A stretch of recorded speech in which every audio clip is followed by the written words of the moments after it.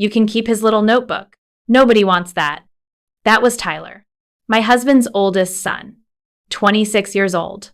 He was standing in the living room for 4 years on the bookshelf. Like it was a piece of trash he was too polite to throw away himself. The notebook was small, dark brown, soft at the edges from years of handling. It had a brass clasp but no longer clasped. Tyler didn't look at it with curiosity. He didn't look at it with sentiment. He looked at it the way you look at an expired coupon. Something worthless. Something to discard. He said those words on the 3rd day after the funeral. He'd already taken the car keys. He'd already opened every drawer in the study. He'd already started making plans for a life that was no longer his to plan. But I'm getting ahead of myself. My name is Sadie. I'm 33 years old. 6 days before Tyler said those words, I was married to a man named Paul. He made the world feel less confusing. Paul was 52. He had a heart attack while changing a tire in our driveway on a Sunday morning. The sun was out. The sky was a pale, washed blue. The kind of blue that doesn't commit to being beautiful but shows up anyway. He was listening to a podcast about woodworking. He was wearing the flannel shirt I'd bought him for his birthday. The red and gray one. The one that made his shoulders look broad and his eyes look soft. He died doing something ordinary. That is exactly how he would have wanted it. And that is exactly the thing that made it impossible to accept. Because ordinary things aren't supposed to kill you. Changing a tire isn't supposed to be the last thing you do. A Sunday morning isn't supposed to end in a driveway with sirens. But it did. And it was. Nothing anyone could say would make a flannel shirt not feel like a eulogy. Paul had 3 adult children from his first marriage. Tyler was 26. Brooke was 24. And Jared was 22. They lived in different cities. They visited on holidays. They called their father on his birthday, sometimes on Sundays, though not every Sunday. They had known Paul for their entire lives. I had known him for 5 years and loved him for 4.5 of them. The half-year gap was not because I was slow. It was because I was careful. I had been married once before, briefly, and argued like a cage fighter. He had a way of making you feel like the center of the universe. 1 minute you were everything. The next, you were the source of all his problems. I learned the difference between charm and character the hard way. I carried that lesson like a scar. The kind of scar you cover with sleeves but feel when the weather changes. Paul asked me to dinner for the 3rd time. I'd said no twice. I told him he'd have to earn every inch. He looked at me. He didn't flinch.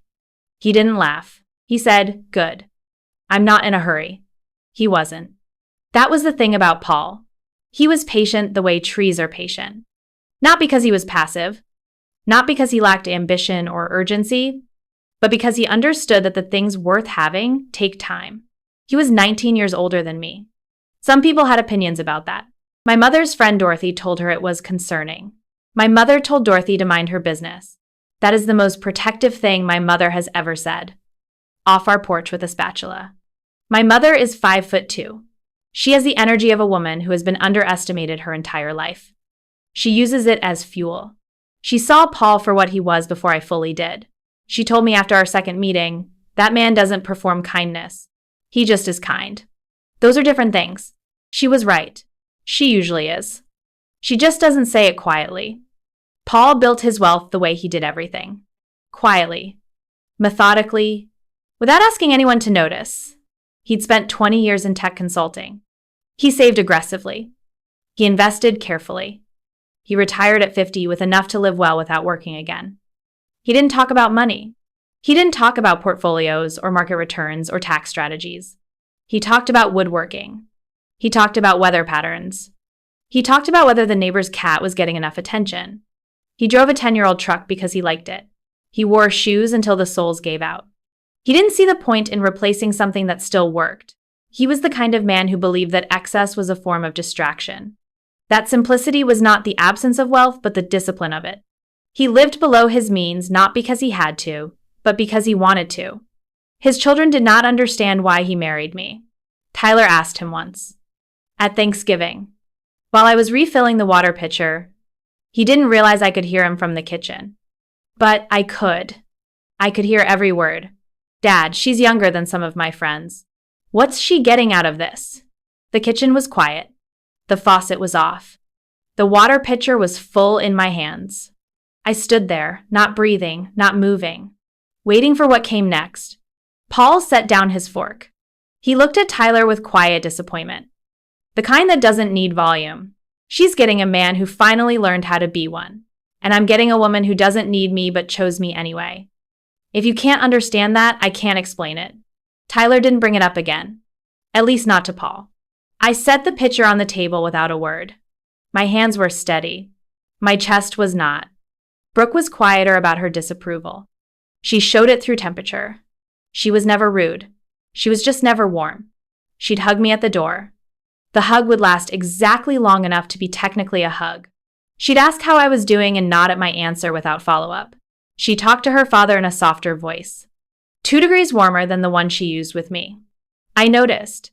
I always noticed. I noticed the way she leaned toward Paul and angled away from me. I noticed the way she said we when talking about the family. She never included me in it. I noticed the way she smiled at me with her mouth but not her eyes. It was the kind of exclusion that doesn't leave fingerprints. Clean, precise, deniable. Jared was the youngest, and he was the most honest about it. Our wedding was small, a vineyard, 28 people, and a golden retriever who was not invited but showed up anyway. Jared pulled me aside. The air smelled like crushed grapes and warm grass. The sun was setting behind the vineyard hills. Everything was gold and soft. Jared looked me in the eye. I hope you know this doesn't change anything about the family. I told him I wasn't trying to change his family. I was trying to join it. He looked at me like I'd spoken in a language he didn't recognize. His mouth opened slightly, then closed. He nodded once. He walked away. I stood there in my wedding dress. The champagne in my hand had gone warm. I thought, this is what it feels like to marry into a wall. My mother flew in from Ohio for the wedding. She took one look at the 3 of them. Tyler, stiff. Brooke, polite. Jared, suspicious. She leaned close to me and said, they'll come around or they won't. Either way, you married the right one. She was right about the second part. The jury is still out on the first. Paul and I built something good. Not loud. No the dramatics. Good. We cooked together on weekends. He taught me how to make his mother's pot roast. It required patience and a cast iron pan that weighed more than a small dog. The pot roast took 4 hours. Low heat. No shortcuts. You had to stand there and trust the process. Paul said cooking was the closest thing to faith he'd ever experienced. You put raw things in a pan. You add heat and time, and something transforms. I taught him how to make my grandmother's cornbread. He said it was the best thing he'd ever eaten. I believed him because Paul did not say things he didn't mean. He didn't flatter. He didn't exaggerate. If he said the cornbread was the best, then the cornbread was the best. Full stop. We took walks in the evening, down the block, past the house with the blue shutters. An old man named Gerald sat on the porch every night. He waved at us like we were a parade. We read in the same room without talking. Him in the recliner, me on the couch. The only sound was pages turning, and the occasional creak of leather when Paul shifted his weight. We argued about which streaming show to watch, then fell asleep 20 minutes into whatever we chose. Our marriage didn't make good television, but it made a good life. Is the same person. And you're glad about it. Not thrilled. Not overwhelmed. Just glad. Steadily, quietly glad. Our first anniversary, Paul made me a cutting board. By hand. Cherry wood. Sanded so smooth it felt like skin. He'd spent 3 months on it in the garage. I could hear the sander some evenings through the wall. He'd come inside with sawdust on his forearms and shavings in his hair, just working on a project. When he gave it to me, he held it out with both hands. He said, I know it's not jewelry. I ran my fingers across the wood. The grain was tight. The finish was warm. It smelled like the garage, like sawdust and varnish and patience. I told him it was better than jewelry. Jewelry sits in a box. A cutting board shows up every day. He smiled. The real one. The one that started at both corners of his mouth and reached his eyes. Tyler sent a text for our anniversary. Happy 1 year. No punctuation. No follow-up. Brooke sent nothing. Jared sent a thumbs-up emoji. Technically an acknowledgement. Technically insufficient. My mother sent a card that said, year one down. May all the rest be as boring as this one. She meant it as a compliment. She was right. The boring years are the good ones. The ones without emergencies. The ones where the biggest decision is what to have for dinner. Those are the years you don't appreciate until they're gone. Paul worried about his children. Not in a dramatic way. In a quiet, persistent way. The way you worry about weather that hasn't arrived yet. He told me once on the porch. We were watching the neighbor's cat stalk a butterfly. Great seriousness. No success. He said he knew his kids were angry about the divorce. His first divorce. 12 years ago. They blamed him, even though the marriage had been over long before the paperwork. Tyler thinks I abandoned them, he said. His voice was low. He was looking at his hands. I didn't abandon them. I left a marriage that was making everyone miserable, including them. But a 14-year-old boy doesn't see nuance. He sees his dad's car pulling out of the driveway. He's 26 now, I said. 26 on the outside, 14 in the places that matter. Paul's hands were still. He was watching the cat. The butterfly had escaped. The cat was pretending it had never been interested. I reached over and took his hand. He held mine without squeezing. Just held it. The way you hold something you don't want to drop. Paul's ex-wife, Karen, had never said a word against me. We'd met once at a holiday handoff. She'd been perfectly civil. She shook my hand. She said, take care of him. It wasn't warm, but it was honest. And I respected it. The children's problem with me had nothing to do with their mother. It had to do with time. They wanted their father's time. And they saw me as a thief of it. Every Sunday dinner I cooked was a Sunday dinner they weren't invited to. Even though the door was always open, even though the invitation was standing. The resentment was older than the invitation. The wound was older than the remedy. Some injuries don't respond to treatment. They just become part of the architecture. It tried. I want that to be clear. I tried in the way that women try, which is to say, I tried past the point where most people would have stopped. I remembered birthdays. Everyone, Tyler, March 14th. Brooke, August 7th. Jared, November 22nd. I sent care packages to Jared at school. Granola bars. Socks. A handwritten note that said nothing heavy because I knew heavy would go unread. I asked Brooke about her job. I listened to 15-minute explanations about marketing analytics. My eyes watered. I nodded. I asked follow-up questions. I pretended to understand what a conversion funnel was and why it mattered. I asked Tyler about his startup. He described it with real enthusiasm, like he was the first person to ever think of selling things on the internet. I smiled. I encouraged. I said, that sounds promising. None of it moved the needle. Not because they were bad people, because they had decided who I was before I walked in the room. And no amount of cornbread was going to change it. There's a specific kind of loneliness. It comes from being rejected by people you're trying to love. It's quieter than other loneliness. It doesn't shout. It just sits in the room with you like a guest who won't leave. I felt it at every holiday. At every awkward handshake. At every hug that lasted just long enough to technically qualify. But I had Paul, and Paul was enough. Paul kept a leather notebook on the bookshelf in his study. Dark brown, worn soft at the edges, with a brass clasp that no longer clasped. He wrote in it every morning for about 10 minutes, sometimes with coffee, sometimes before coffee, always before the day started asking things of him. I asked him once what he was writing. Notes to myself, he said. Things I don't want to forget. I assumed it was journal entries. Reflections. Maybe the occasional observation about the neighbor's cat. He'd write with his head tilted slightly to the left. His pen moved slowly, deliberately, like each word was being placed, not just written. I never opened it. It was his. I respected that. The way you respect a closed door, the way you respect silence when someone needs it. I loved him enough to leave that notebook alone. I didn't know then what that notebook would become. I didn't know it would save my life. Not literally, but in every way that matters. When Paul died, his children arrived within 36 hours. Tyler drove in from his apartment in the city. He arrived first. He always arrived first. He moved through life as though being early was a form of ownership. Brooke flew from the West Coast. She had a carry-on and a laptop bag. She wore the expression of someone managing a crisis, a company she didn't even like. Jared drove up from college.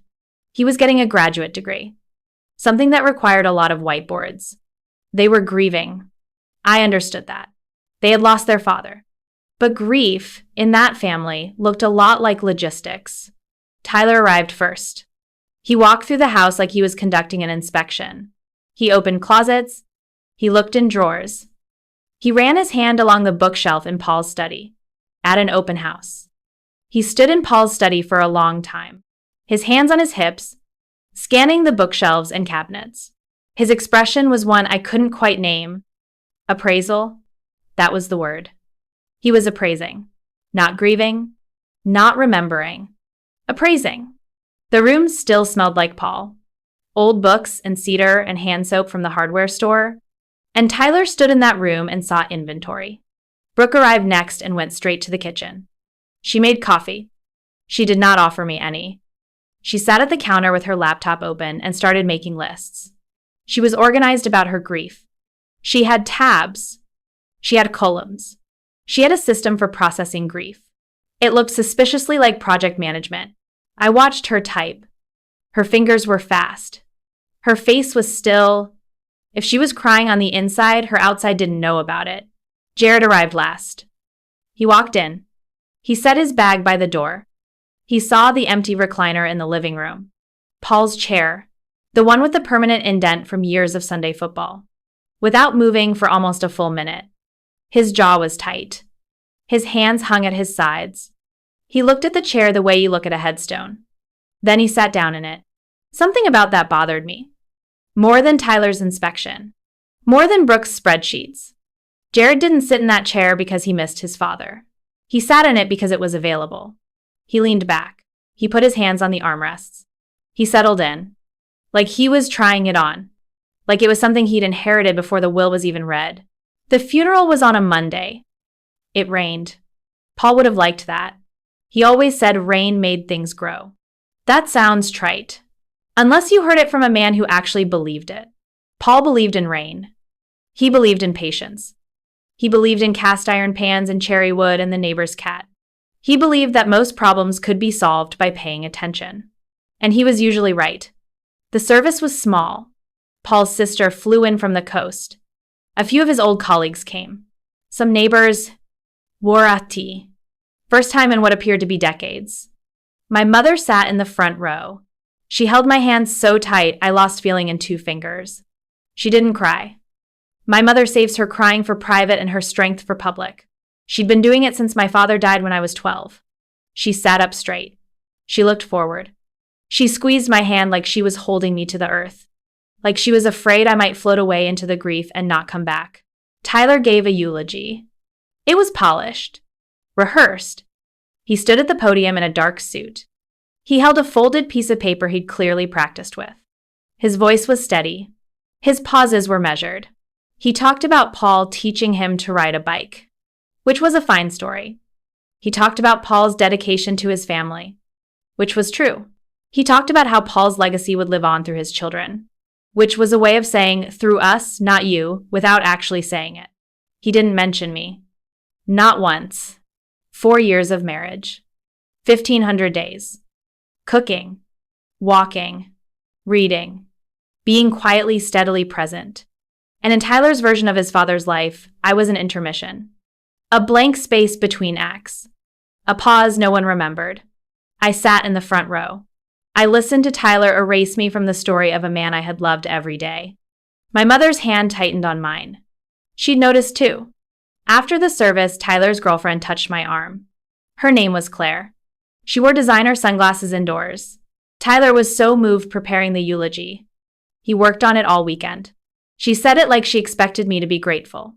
I thanked her. I was not grateful. I was standing in a church foyer. My black dress still had the tag on it. I bought it 3 days ago. I did not own a dress for burying my husband. Nobody tells you that grief requires a wardrobe. That evening, I was cleaning the kitchen. The reception was over. Our house. Mine and Paul's. Brooke walked in with a box. A cardboard box. Medium-sized. The kind you get from a shipping store. She carried it with confidence, like she'd already decided its contents belonged to her. "I'm going to take the map collection tonight," she said. "Jared's driving back tomorrow and it's easier to ship from here." The map collection was Paul's pride. Vintage maps he'd collected for 20 years. Some of them were framed. Some were stored in acid-free tubes. He'd shown each one to me. He explained where he'd found it. What made it special? A 1920s railroad map with coffee stains from the surveyor. He bought it at an estate sale in Vermont. He held it like a newborn. A hand-drawn chart of a river system that no longer existed. He said it was proof that even geography changes its mind. He said maps were time machines made of paper. He loved those maps the way other men love cars or watches or golf. Quietly. Completely, without needing anyone else to understand why. "Those are Paul's," I said. "They're Jared's now," Brooke said. He always loved them. Jared had never once mentioned the maps to me. Not once. Not in 4 years. He had mentioned them to Brooke's spreadsheet. I didn't argue. I was too tired to argue. I was too emptied out. I watched her carry the box out of the study. She was efficient. She labeled it with blue tape. She wrote fragile maps in marker. She was organized about taking things that weren't hers. I stood in the study alone after she left. The shelf where the maps had been was empty. A thin line of dust marked where the tubes had sat. The leather notebook was still on the shelf above. Nobody had touched it. Nobody had asked about it. Nobody wanted it. The lawyer was named Howard Fitch. He'd been Paul's attorney for 15 years. He called me the morning after the funeral. His voice was calm, measured. The voice of a man who has delivered important news many times. He knew tone matters as much as content. He said we should meet. I told him the children were here. He said, "I know. I'd like to speak with you first." I assumed he wanted to go over logistics. Paul had been organized. I knew there was a will. Insurance. Accounts. I assumed Howard would walk me through the paperwork. Then we'd figure out what came next. About logistics. He asked about the notebook. "Sadie, has anyone mentioned a leather notebook? Brown, about this big?" He held his hands about 6 inches apart. "It's on the bookshelf in Paul's study," I said. "His kids are here. They've been going through things." Howard's expression changed. It was subtle, but I caught it. Concern. Not about the kids going through things. About the notebook specifically. "Don't let anyone take it," he said. "That notebook is mentioned in the will. It's listed as a personal item designated specifically for you." I didn't understand why a notebook would need to be designated in a will. People designate houses, vehicles, accounts, not notebooks. "Howard, what's in it?" He paused. The pause was heavy. The kind of pause that carries the weight of a promise. Paul asked me not to discuss the contents until the formal reading. "But I'm telling you, keep it safe." That was on a Tuesday. The formal reading was scheduled for Friday. 3 days. 3 days to keep a notebook safe. These people had already taken the car. The maps, the coffee. By Wednesday, Tyler had claimed the car. Not asked. Claimed. He walked into the kitchen. I was sitting with a cup of tea. It had gone cold an hour ago. "I'm going to take Dad's car back with me," he said. He always said he wanted me to have it. It was a statement, not a request. The car was a late model sedan, maybe worth $30,000. Paul had liked it because it was reliable, and the seats heated up fast. He said heated seats were the most underappreciated luxury in modern life. I didn't argue. I nodded. Tyler took the keys off the hook by the door. Paul had installed that hook, a level and 2 screws. He believed everything should be straight. By Thursday morning, Brooke had compiled a preliminary asset overview. She presented it to Tyler and Jared at the dining table. I sat at the end like a guest at my own life. She had printed copies. 3 copies. 1 for each of them. None for me. Paul had the house, the car, investment accounts, a vacation cabin upstate, and a savings account. Brooke estimated the total estate at roughly $1.2 million, not including the cabin. The cabin alone might be worth $300,000, Brooke said. "If we sell in spring, we could get more." "We should sell in spring," Tyler agreed. He said it quickly, like he'd been waiting for someone to say it first. I sat there. I was still wearing the sweater Paul had given me the Christmas before. It smelled like his cologne, sandalwood and something clean. I had not washed it. I was not going to wash it for a very long time. Sadie, Tyler looked at me. Obviously, you'll get your share. Dad would have wanted that. But the bigger items, the cabin, the investments, the car, those are family assets. He paused. You understand. I understood. I understood that Tyler was 26. He was using the word family to mean not you. I understood that he saw me as a line item, a footnote, a minor character in a story he'd already written. By Thursday afternoon, they divided the major assets among the three of them. Tyler took the car and claimed first right on the cabin. Brooke took the investment accounts. Jared asked for the furniture from Paul's study.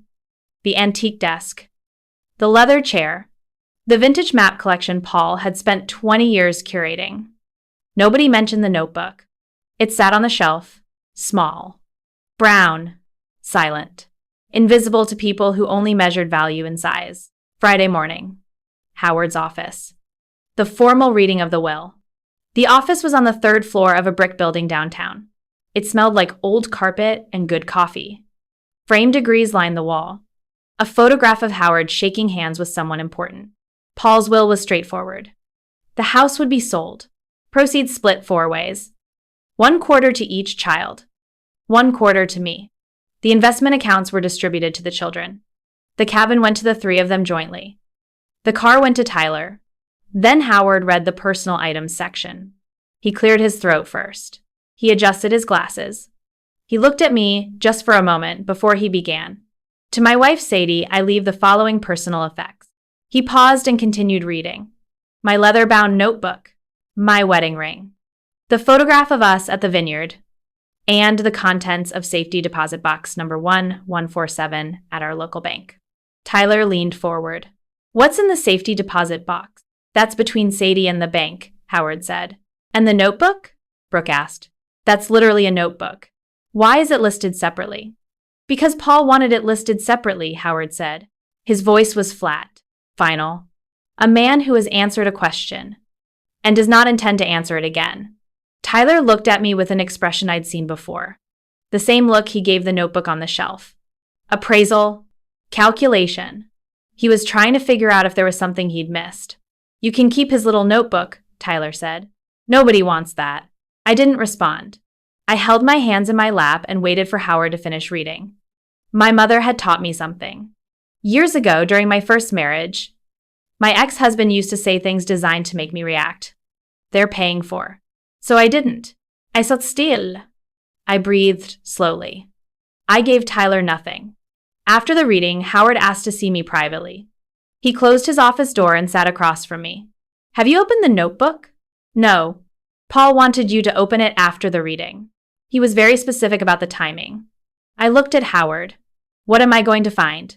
Howard almost smiled. Almost. The corner of his mouth lifted and then thought better of it. Something Paul spent the last 3 years building for you. He called it his insurance policy. Not for himself. For you? Howard leaned back in his chair. He folded his hands. He told me once, and I'm quoting him. Howard took a breath. My kids are going to try to push her out. I know them. They think she married me for money. Nothing I say will change their minds. So I'm going to make sure she doesn't need anything from them. I heard those words and felt something shift. Not surprise.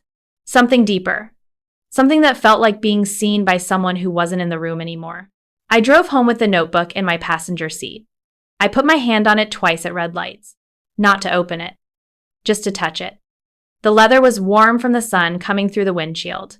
It felt alive in a way that made my chest hurt. Paul had touched this notebook every morning. His fingerprints were in the leather. His coffee rings were on the inside cover. This was the most intimate object he'd left behind. More intimate than the wedding ring. Because the ring was a symbol. The notebook was a habit. The ring said, I chose you. The notebook said, I chose you every morning. I parked in the driveway. The same driveway where Paul had died 9 days earlier. Changing a tire. Wearing the flannel shirt. I sat in the car for a few minutes. The driveway looked the same. The world had not rearranged itself to accommodate my loss, which I found personally offensive. The crack in the pavement was still there. The mailbox still leaned slightly to the right. The neighbor's cat sat on the fence, cleaning its paw, completely indifferent to my suffering. I went inside. I sat in Paul's recliner, the one Jared had claimed, but it was my chair. In my house, at least for now. I put my feet up the way Paul used to. The leather still smelled like him. Old books and cedar. The faintest trace of hand soap. He bought it at the hardware store. Said it worked better than the fancy kind. I let myself sit in that smell for a long time. I breathed it in. I held it. Some people keep photographs. Some people keep clothing. I kept a smell. I opened the brass clasp. It gave way easily. The way familiar things do. The first few pages were what I expected. Notes, dates, observations, Paul's handwriting. Small and even. The penmanship of a man who took his time. He'd written about weather, about the garden, about the neighbor's cat. He'd named it Chairman Meow. The neighbor didn't know. About a conversation we had one evening. Whether the moon looked different in Ohio than it did here. I said it did. He said it was the same moon. We agreed to disagree. He'd written about me, she snorted. First time, she was embarrassed. I was proud. September 3rd. Sadie found a spider in the bathroom. Carried it outside in a cup. She talks to insects? I married a woman who talks to insects. Best decision I ever made. I read those entries through tears I hadn't planned on. Every page was a day. Every day was a detail. He had been documenting our life together. Not because he was sentimental. Paul was practical about everything. But because he was paying attention. He was the kind of man who noticed things and wanted proof that they happened. He noticed the snort. He noticed the spider. He noticed the small things. The things nobody else would remember. And he wrote them down. Because to Paul, the small things were the big things. Then, on page 17, the entries changed. The handwriting was the same, but the content was different. Strings of words. 24 of them, each written clearly, deliberately, separated by dashes. They didn't form sentences. They were random. Mountain. Carpet. 11. Box. Gravity. Chalk. Below the 24 words, Paul had written, Wallet 1. I turned the page. Another set of 24 words. Below it, Wallet 2. Another page. Another set. Wallet 3. My hands were shaking. Not from fear. From recognition. I didn't know much about cryptocurrency. Paul had mentioned it once or twice, in the way he mentioned most things. Casually. Between conversations about dinner and the neighbor's fence. But I knew enough. These 24-word sequences were seed phrases. Recovery keys. The only way to access digital wallets. They existed nowhere but the network they were built on. I counted the wallets. 7. 7 wallets. 7 sets of 24 words. 7 keys to something Paul had built in silence. Below the last set of seed phrases, Paul had written a letter. Not in his usual shorthand. In full sentences. Careful and clear. Dated 8 months before he died. Sadie, if you're reading this, then I'm gone. I'm sorry I couldn't be there to explain in person. I know my children. I love them, but I know them. What happened after I died? I want you to notice how I know. Tyler arrived first. He took the car keys within 24 hours. Brooke arrived second and made a spreadsheet. She didn't offer you coffee. Jared arrived last and sat in my chair. They divided everything they could see. Tyler used the phrase family assets. Brooke estimated the total estate at roughly $1.2 million. Someone mentioned selling the cabin in spring. Nobody mentioned you. If I got any of that wrong, I'll be surprised. And if I got it right, then you understand why I did what I did. This notebook contains keys to 7 digital wallets. I've been building them over the past 6 years. I started with a small investment. The technology was still new. Most people thought it was a joke. I didn't think it was a joke. I thought it was the future. And I was patient enough to wait. As of today, the combined value is $2.8 million. By the time you read this, it may be more or less. Markets move, but the seeds are here. And they are yours. I did not include these wallets in my formal estate documents. Howard knows they exist, but the children do not. This was deliberate.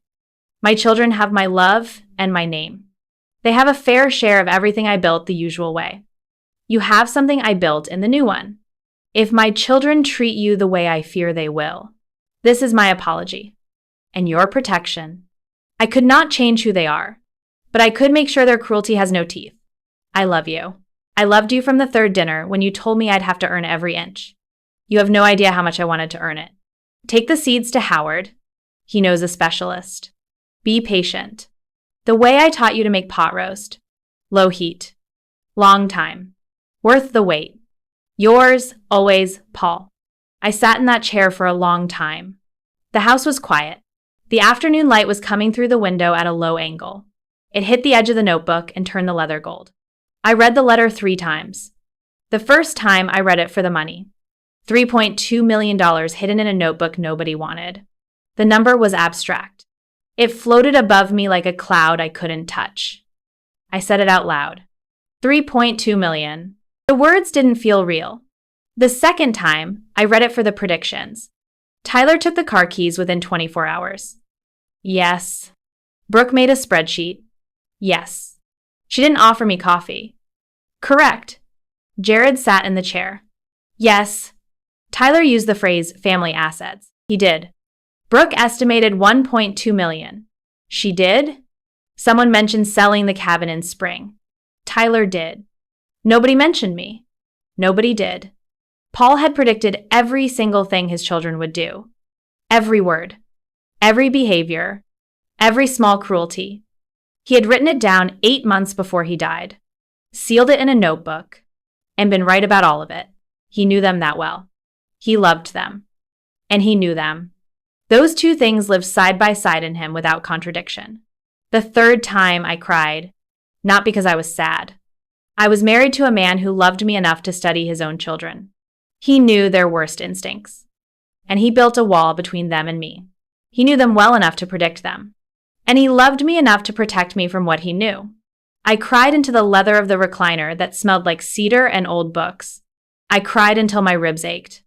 I cried until the light changed. The room went gray, then dark. I cried for the man who sat in this chair every night. He wrote in a notebook nobody wanted. Building a future for someone he wouldn't be there to share it with. That is love. Not the loud kind. Not the kind that announces itself. The kind that builds quietly in a notebook with a broken clasp.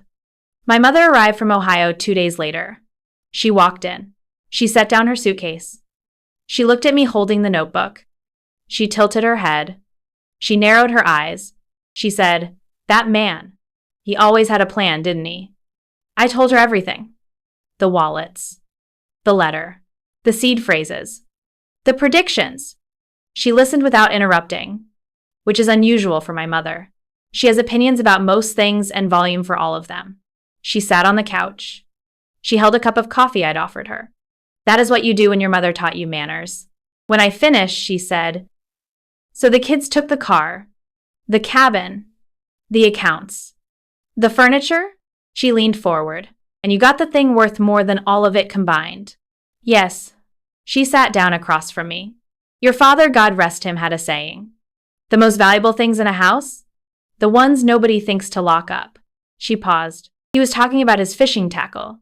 "But the principle holds." She sipped her coffee. She looked at me over the rim of the cup. Her eyes were steady. Her hands were still. "Paul was a good man," she said. "A very good man." I called Howard the next Monday. My mother was still in town. She drove me to the appointment. She said I shouldn't make major financial decisions while driving. Her words, "My mother has rules about things. Lots of rules. Rules about driving. Rules about crying. Rules about when to fight and when to wait." She pulled into the parking garage and said, "I'll wait here. You go find out what your husband built you." Howard connected me with a cryptocurrency specialist, a woman named Dana.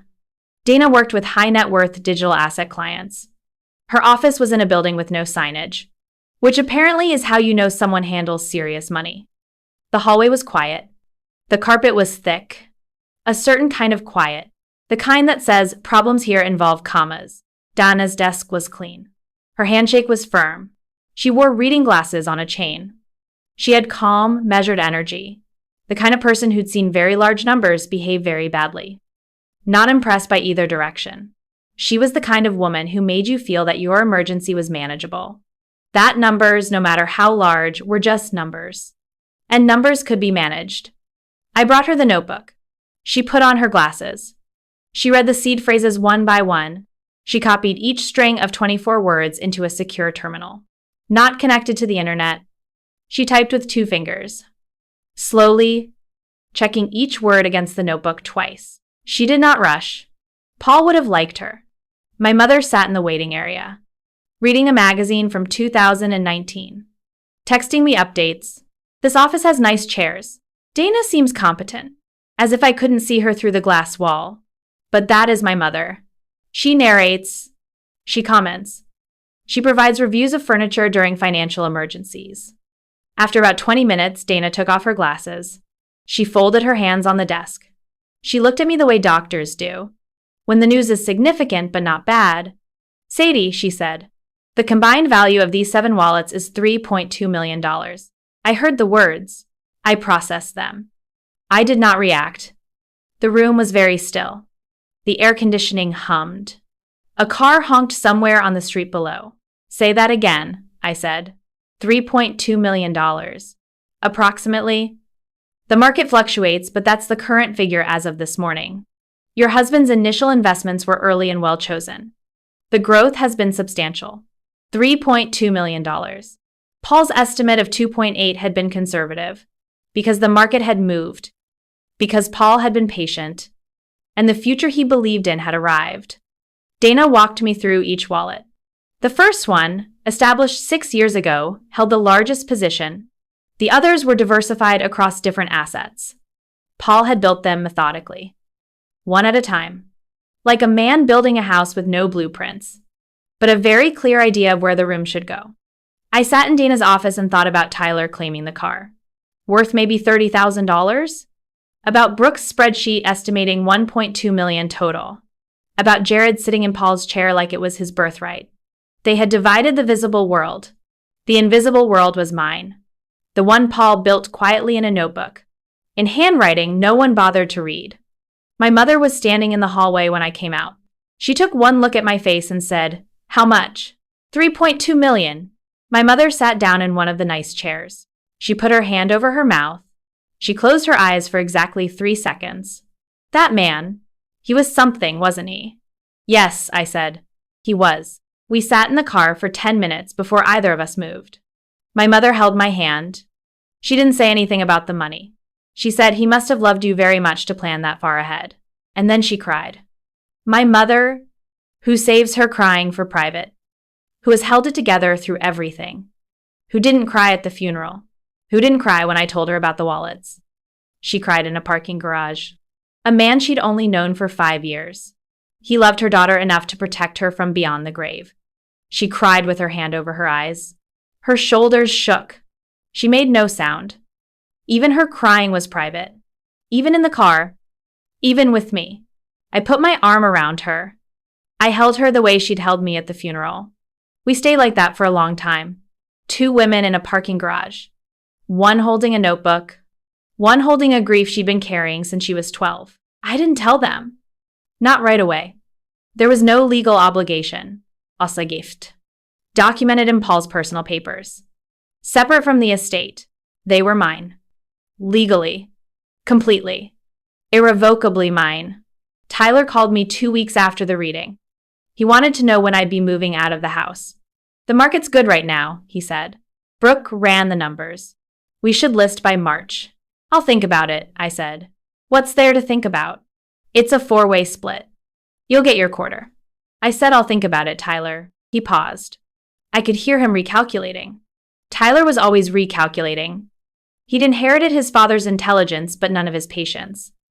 Every conversation was a transaction to him. Every silence a negotiation tactic. In this case, he was right about the silence. But he was wrong about why. 6 weeks after the funeral, I made a decision. I was sitting on the porch. It was early evening, the time of day Paul and I used to take our walks. The air was warm. The sky was doing that thing it does right before dark, where all the colors haven't decided what they are yet. Purple and orange and gold all at the same time. The neighbor's cat, Chairman Meow, was sitting on the fence, watching me with polite indifference. The look of someone who knows you're not going anywhere. Tyler had been calling. He wanted to list the house in March. He'd sent me 3 texts about market conditions, all of which he'd copied from an article he didn't credit. He was treating my home like a stock position he wanted to liquidate. And I realized, sitting there, that I had the power to stop it.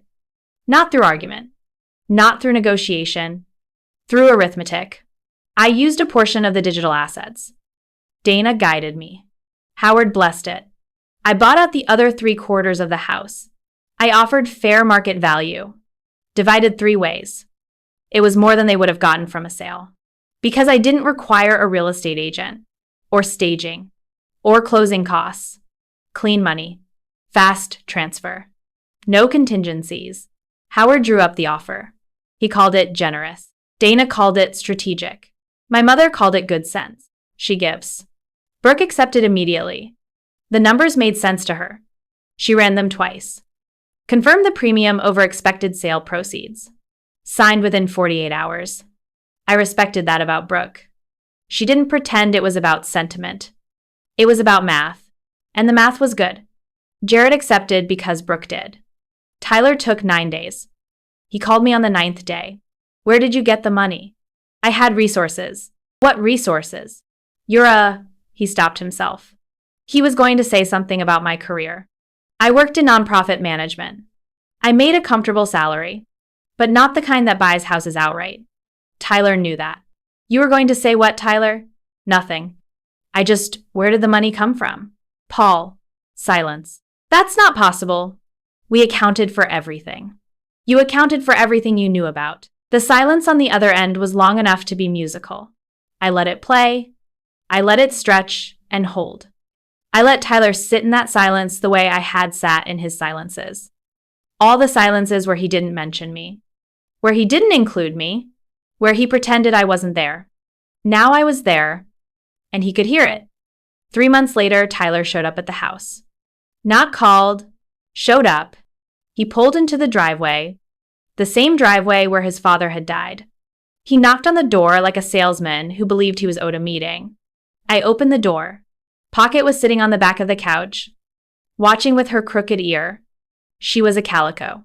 One ear tilted slightly to the left, like she was always listening for something. I'd named her Pocket because she was small. Paul used to say the best things come in pockets. Pocket watches, pocket knives, pocket notebooks. We need to talk, Tyler said. Then talk. He stepped inside without being invited.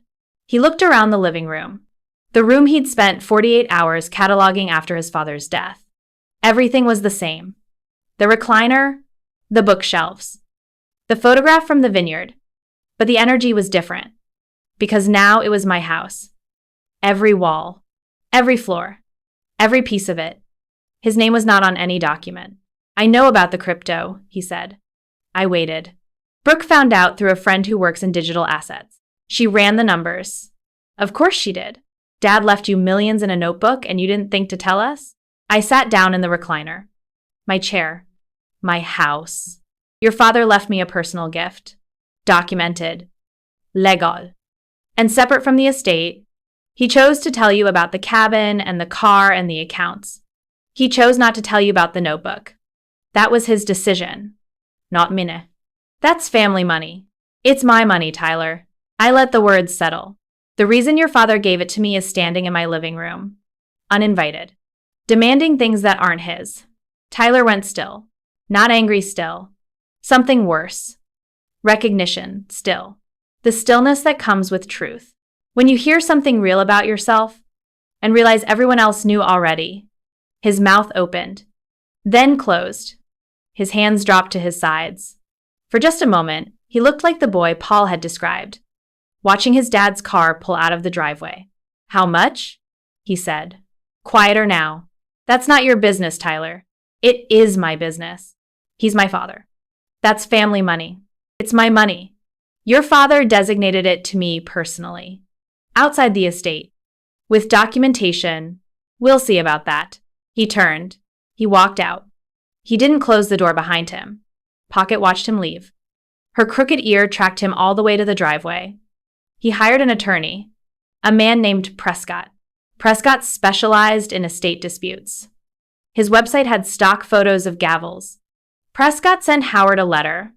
It requested a full accounting, every digital asset held or controlled by the decedent. Howard sent back a 3-page response. Translated from legal into English, it said, "These were personal gifts, properly documented, separately held, and none of your business." Prescott sent a second letter. Howard called me to discuss it. Tyler's attorney is suggesting the wallets should have been disclosed. As part of the estate. Were they part of the estate? No. Paul structured them as inter vivos gifts. Gifts made during his lifetime. He documented the transfers, the intent, and the recipient. It's airtight. Tyler's attorney knows it's airtight. He's billing by the hour. Tyler spent 4 months on this. According to Brooke, $40,000 in legal fees. Prescott finally told him what Howard had told me on day 1. There was no case. The wallets were personal gifts, properly documented, with no estate claim. $40,000. That was more than the car was worth. Tyler had spent the value of the car he'd taken on the first day, trying to take something that was never his. There is a kind of poetry in that. Although Tyler would not have appreciated the metaphor, Tyler didn't call me to apologize. But Brooke did. Sort of. "Tyler's an idiot," she said. It was the warmest thing she'd ever said to me. I could hear something in her voice that I hadn't heard before. Not warmth, exactly. More like recognition. She was beginning to see that I wasn't the person they'd decided I was. She was beginning to see something. The woman they'd measured and dismissed had been standing there the whole time. Quiet. Patient. Holding a notebook. 6 months after Paul's death, I was living in our house. The one we'd shared? We cooked pot roast on Sundays. Fell asleep on the couch, watching shows we couldn't remember in the morning. The cutting board was on the kitchen counter. I used it every day. The cherry wood had darkened with use. It had knife marks now. Character lines. The kind of wear that means something is loved. I kept the notebook on the bookshelf in Paul's study. I'd moved most of the wallets to cold storage by then, following Dana's advice. The actual seed phrases were secured elsewhere. The notebook was just a notebook now. But it wasn't just a notebook. It was a letter from a man who knew me better than I knew myself. I donated a portion of the assets, about $200,000, to a scholarship fund for first-generation college students. Paul had been one. His parents couldn't afford to send him. He worked nights at a warehouse to pay tuition. He never talked about it as a hardship. He talked about it as a fact. The way he talked about weather, but I knew it mattered to him, because he kept his college textbooks on the shelf next to the maps. He said they were proof that patience compounds. I named the scholarship after him. Not publicly, just in the paperwork.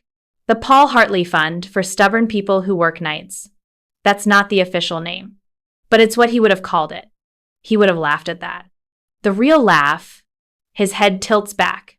His eyes close. He sounds like someone who just remembered the world is good. Dana helped me set up a plan for the rest. Diversified. Secure. Patient. She said, your husband was ahead of the market by about 5 years. That's either genius or luck. I told her it was neither. It was just Paul being Paul. Quiet. Careful. Paying attention when nobody else was. My mother called from Ohio every Sunday. How's the house? She'd ask. Still standing. Good. Houses are stubborn like that. So are the women who live in them. My mother makes you feel like you've won. A war you didn't know you were fighting. She flew in 3 more times that first year. Once for my birthday. She brought a cake she'd baked on the plane. I don't know how she did it. I didn't ask. Some things about my mother are better left as mysteries. Once because she just felt like visiting, which meant she was worried. She always says she's fine and always shows up when she thinks you're not. And once because I called her at 2 a.m, crying into a pot roast I'd burned. I forgot Paul's timing. She was on a flight by 6. She arrived by noon. She walked into the kitchen. She looked at the burned pot roast. She looked at me. She did not say, it's okay. She did not say, you'll get through this. She said, the pan will be fine. Cast iron survives everything. So do you. Then she made eggs. Scrambled. With cheese. The way she made them when I was 8 and couldn't sleep. We ate eggs at midnight. And my mother's perfume. She didn't leave for 3 days. I got a new cat. a calico with one ear that tilted slightly to the left, like she was always listening for something. I named her Pocket, because she was small. And because Paul used to say the best things come in pockets, pocket watches, pocket knives, pocket notebooks. Pocket slept on the arm of the couch. She liked the warmth of the window. She liked the sound of pages turning.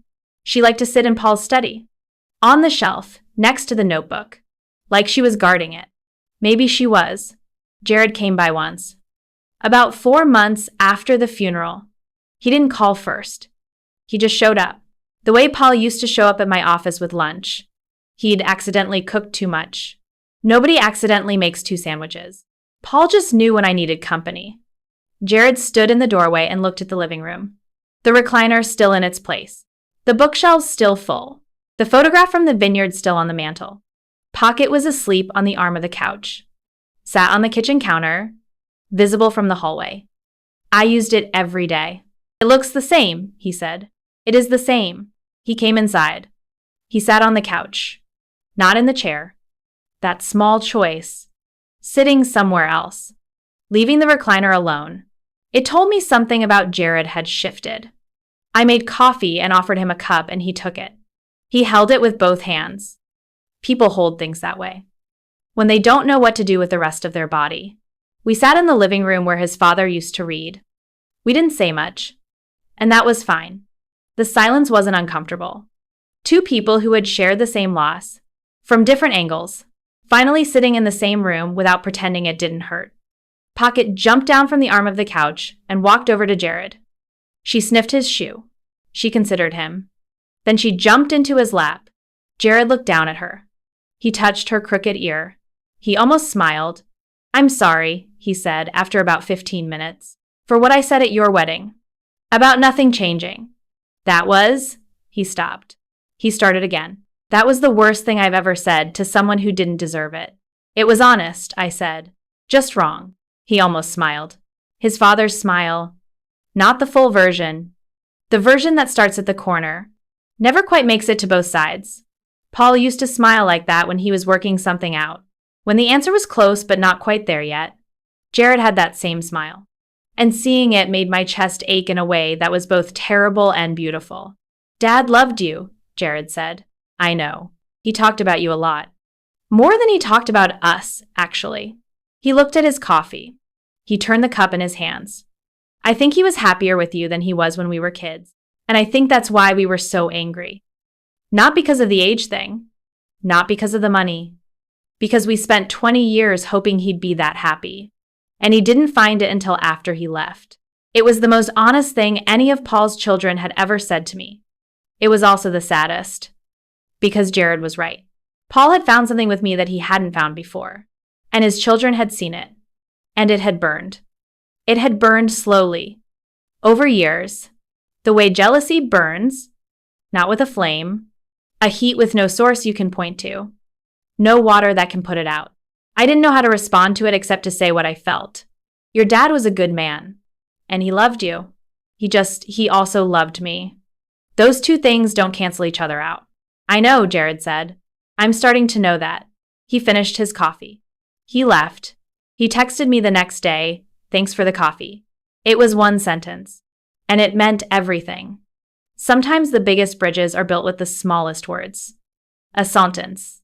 A thank you. A door that opens an inch wider than it did before. He came back 3 weeks later. Brought a plant.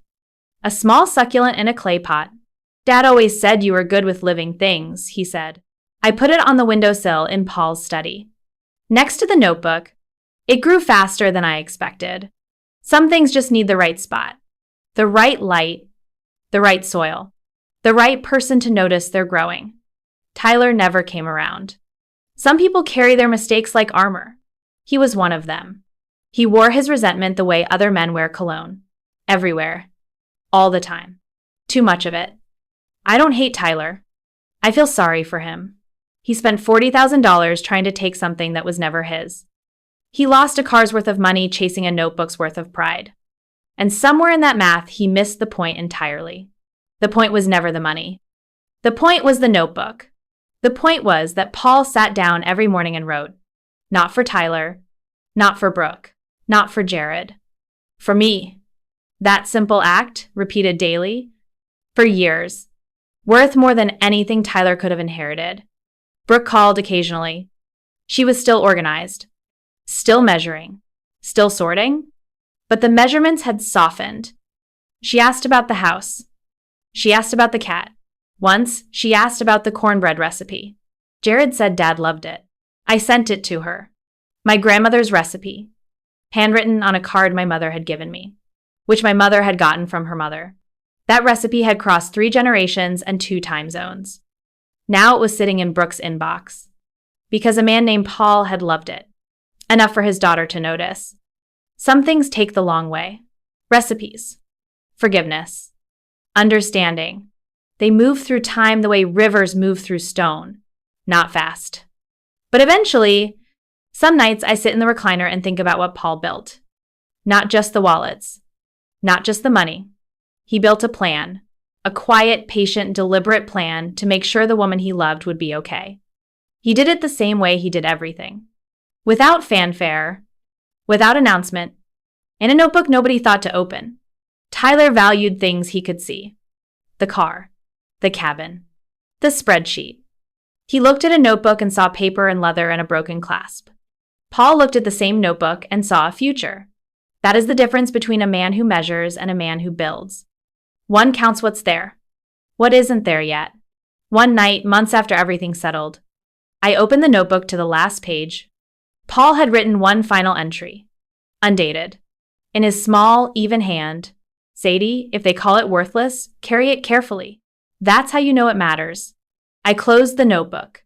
I placed it back on the shelf, and I went to the kitchen to make pot roast the way Paul taught me.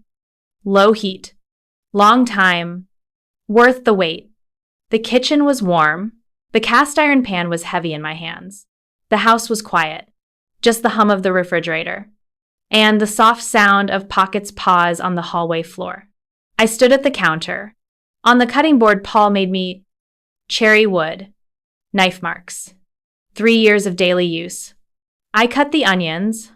I browned the meat. I added the broth slowly, the way Paul showed me, and I waited.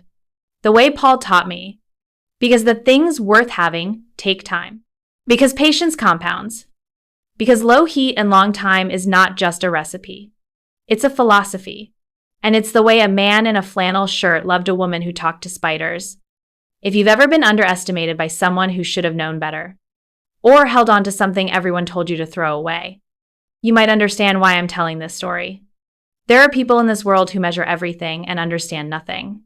And there are people who leave you a notebook. I was lucky enough to marry one of those people. And I'm lucky enough to still have his words. Every morning I walk past the bookshelf in Paul's study. I touch the notebook, just for a second, just to feel the leather.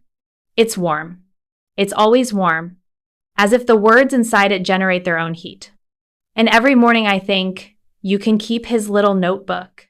Nobody wants that. Tyler was wrong about a lot of things, but he was most wrong about that. Everybody wants that. They just don't know it yet. If you've been through something like this, or you're going through it now, I'd love for you to stick around. There are more stories here, and some of them might feel familiar, in a good way. Who's been underestimated? I'll be here,